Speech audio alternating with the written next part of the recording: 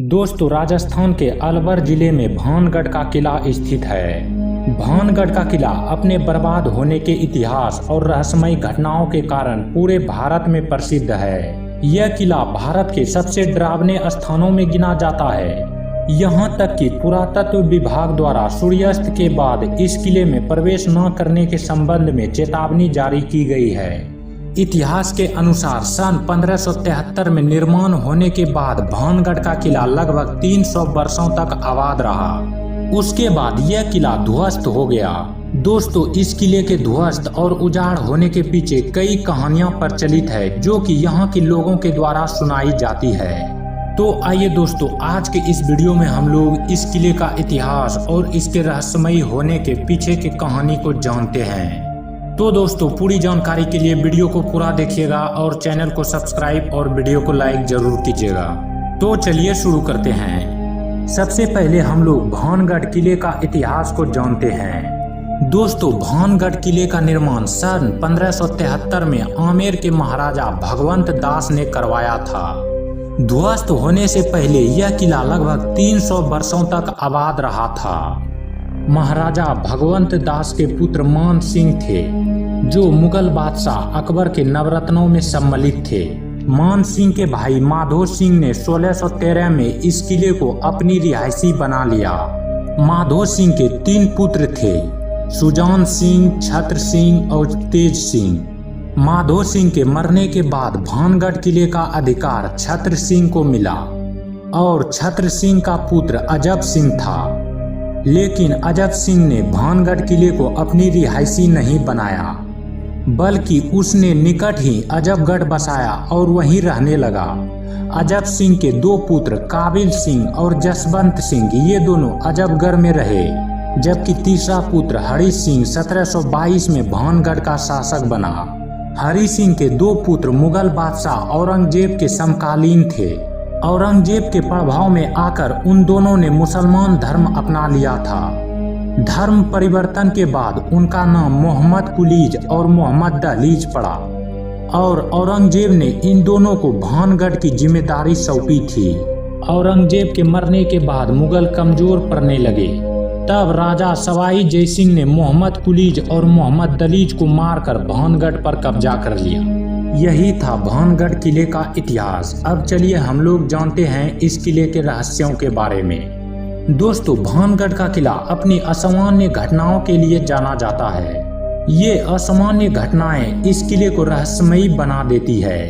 भानगढ़ किला का सच क्या है, इसके बारे में प्रामाणिक तौर पर कुछ कहा नहीं जा सकता है, लेकिन यहाँ घटने वाली रहस्यमयी घटनाएं के संबंध में कई कहानियां प्रचलित है। कहा जाता है कि इन घटनाओं की वास्तविकता भानगढ़ किले के उजाड़ होने की कहानियों से जुड़ी हुई है। भानगढ़ किले के उजाड़ होने के संबंध में 2 कहानियां प्रचलित है। इसमें पहली कहानी है योगी बालूनाथ के सांप की कहानी। पहली कहानी के अनुसार जहां भानगढ़ किले का निर्माण करवाया गया है वह स्थान योगी बालूनाथ का तप स्थल था।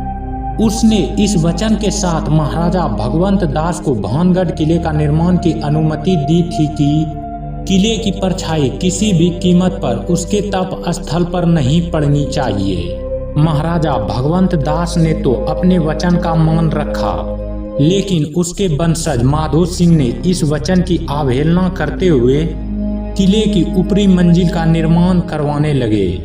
ऊपरी मंजिलों के निर्माण के कारण योगी बालूनाथ के तप स्थल पर भानगढ़ किले की परछाई पड़ गई। ऐसा होने पर योगी बालूनाथ ने क्रोधित होकर शाप दे दिया कि यह किला आबाद नहीं रहेगा और उनके शाप के प्रभाव से ही यह किला ध्वस्त हो गया। और दूसरी कहानी है रानी रत्नावती की कहानी। दूसरी कहानी के अनुसार भानगढ़ की रानी रत्नावती राजा छत्र सिंह की पत्नी थी, जो कि बहुत ही सुंदर थी। उसके सुंदरता की चर्चा पूरे भानगढ़ में थी। रानी रत्नावती सुंदर होने के साथ साथ तंत्र विद्या में भी परंपरागत थी। एक दिन भानगढ़ में काले जादू करने वाला संधू सेवाड़ नामक एक तांत्रिक आया और उस किले के सामने स्थित पहाड़ी पर साधना करने लगा। वहीं से एक दिन उसकी दृष्टि रानी रत्नावती पर पड़ी और वह उसके रूप को देखकर रानी रत्नावती को पाने की चाहत रखने लगा। लेकिन ये आसान नहीं था, क्योंकि रानी रत्नावती भानगढ़ के राजा की पत्नी थी। इसीलिए वह अपनी काली तांत्रिक शक्तियों के प्रयोग से रानी को पाने की योजना बनाने लगा। इस काम के लिए उसने रानी की दासी को अपने साथ मिला ली।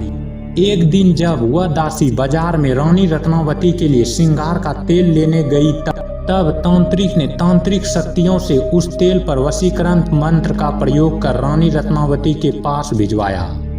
उसकी योजना थी कि वशीकरण के प्रभाव से रानी रत्नावती उसकी ओर खींची चली आएगी। लेकिन तांत्रिक को इस बात का ज्ञान नहीं था कि रानी रत्नावती काले जादू और तंत्र विद्या की ज्ञाता है। रानी रत्नावती तांत्रिक का छल समझ गई और उसने वह तेल एक चट्टान पर गिरा दिया। तंत्र विद्या के प्रभाव में वह चट्टान तीव्र गति से उस तांत्रिक की ओर जाने लगी। जब तांत्रिक ने चट्टान से अपनी मौत निश्चित देखी तो उसने साफ दिया कि भानगढ़ बर्बाद हो जाएगा, वहां के निवासियों की शीघ्र मौत हो जाएगी और उनकी आत्माएं सदा भानगढ़ में भटकती रहेगी। और वह तांत्रिक चट्टान के नीचे दबकर मर गया। इस घटना के कुछ दिन बाद ही भानगढ़ और अजबगढ़ में युद्ध हुआ और उस युद्ध में भानगढ़ की हार हुई। युद्ध के बाद पूरा भानगढ़ तबाह हो गया। वहां के रहने वाले सभी मर गए और रानी रत्नावती भी मर गई। और उसके बाद भानगढ़ फिर से कभी नहीं बस पाया। और कहा जाता है कि इस घटना में मरे लोगों की आत्मा आज भी भानगढ़ में भटकती है। लोगों के द्वारा कही गई इन बातों में कितनी सच्चाई है यह तो कोई नहीं जानता, लेकिन पुरातत्व विभाग के द्वारा खोजबीन के बाद इस किले को असामान्य बताया है। भानगढ़ किले में होने वाली रहस्यमयी घटनाओं के कारण भारतीय पुरातत्व सर्वेक्षण विभाग द्वारा भानगढ़ के किले को भुतहा घोषित कर दिया है। किले के प्रवेश द्वार पर उनके द्वारा वार्निंग बोर्ड लगाया गया है, जिस बोर्ड के अनुसार सूर्यास्त के बाद किले में प्रवेश करना वर्जित है। और वर्तमान में यह किला भारत सरकार की निगरानी में है।